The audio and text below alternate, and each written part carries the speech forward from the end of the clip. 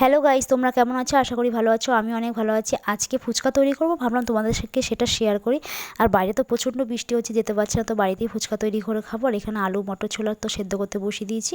আর এখানে ধনেপাতা পেঁয়াজ আর নিয়ে নিয়েছি শসা।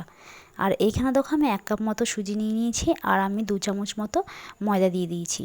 আর তোমরা চাইলে এখানে আটাও ইউজ করতে পারো। আর আমি ফার্স্ট টাইম ফুচকা করছি বলে আমি একটু অল্প করেই নিয়েছি, মানে দেখবো ফুচকাটা ফোলে কি না। যাই হোক, তারপরে এখানে দেখো হাতের সাহায্যে আমি ভালো করে এটাকে মিশিয়ে নেবো। যত ভালো মেশাবো তত নাকি ভালো মানে ফুলবে, আর দানা ভাবটা যাতে না থাকে। তারপরে উষ্ণ গরম জল দিয়ে এটাকে ভালো করে এবার মেখে নেবো। আর ফুচকাটা মাখার ওপর নির্ভর করে, ভালো করে মাখালে নাকি ফুচকাটা ফোলে। এরপর আমি উষ্ণ গরম জল দিয়ে এরপর আবারও আমি ভালো করে মেখে নেবো এটাকে।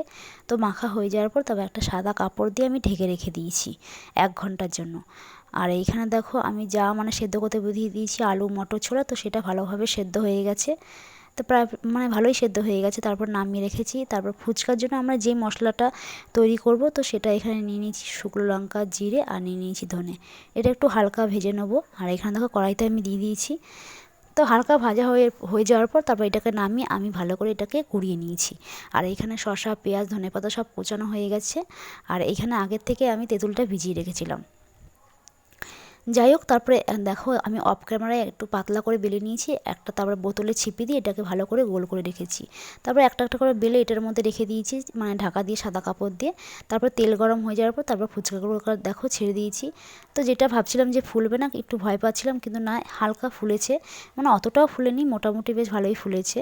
এরপর আমি লাল লাল করে ভালো করে ফুচকাগুলোকে ভেজে নেবো। আর এদিকে দেখো লাল লাল করে প্রায় ভাজাও হয়ে গেছে ফুচকাগুলো। আর বাকি যেগুলো আছে সেগুলো আমি আবার ভেজে নেবো লাল লাল করে। আর এখানে দেখো বাকি যেগুলো ছিল সেগুলো আমি দিয়ে দিয়েছি। আর এখানে দেখো এগুলোও বেশ ফুলেছে।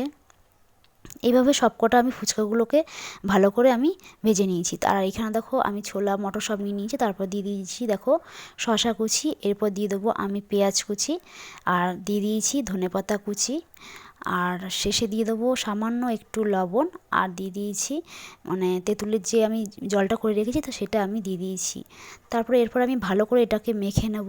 আর এখানে দেখো সমস্ত কিছু মাখা হয়ে গেছে আর রেডি করা হয়ে গেছে। এখানে তেঁতুলের জলটাও রেডি হয়ে গেছে। আর এখানে দেখো ফুচকাটা ভেজে নিয়েছি।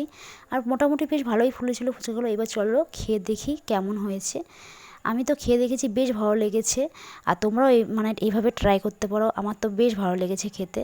আর তোমাদের যদি ভালো লাগে তাহলে অবশ্যই আমার চ্যানেলটিকে সাবস্ক্রাইব করে দিও আর লাইক করে দিও। দেখা হচ্ছে আবার নতুন কোনো ভিডিওতে।